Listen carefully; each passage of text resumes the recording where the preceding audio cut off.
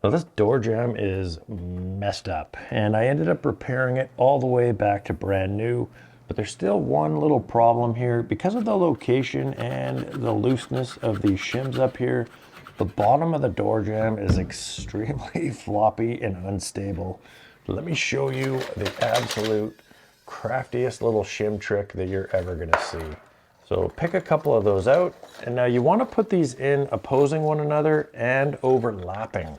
So the two skinny edges facing one another and overlapping. You want to dry fit this and just make sure that everything is going to fit properly. But you can see here, I do have a bit of a gap on the back, but that is not going to matter, and you'll see why coming up next. Once you have that fit, take your shims back out, keep them kind of the same way that they were. And now this is the crafty bit here. You need to have some CA glue and activator. You definitely want to get the thick stuff. The medium and the thin is no good whatsoever. It's gonna be an absolute nightmare. So get that thick stuff and just apply it to both of the shims here. You don't want to get it on the front and the back part of the shim, otherwise you're going to get it all over your fingers and it's going to be a disaster.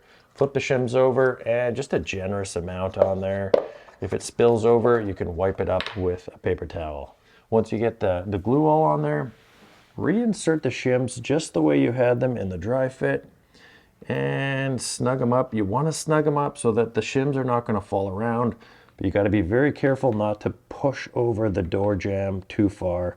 So once you got those in there, grab the CA glue, just add a little bit more on the ends, kind of fill in any of those gaps that might be there, and just give you a little extra security. Blob that on there. Then grab your activator, give it a shake, and then just come in from one side, jam the tip right in there, and that's probably enough. Now we'll give it one more, and just one more little squirt because I'm a bit of a psycho here. Now you've got that in there, take some paper towel. If you've made a mess, wipe any of those spots up there. I missed a spot, got it. And you want to just cut those shims off. If you don't have a multi-tool, you can use a utility knife or a little handsaw, but a multi-tool is going to be the best tool for the job by far.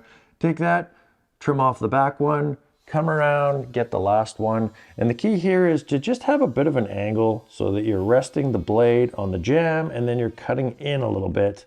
If you try to just cut that straight across, you might actually end up leaving a little bit of shim on there. And then when you go to put that casing, it's going to stick on. So I always angle mine back. And now you can see that is just absolutely rock solid. Take this little trick, put it into your bag of tricks. And if you want to see how to make these crafty little shims the safe way on a miter saw, go ahead and check out this video right over here. Yeah, it's on there pretty good. Oh,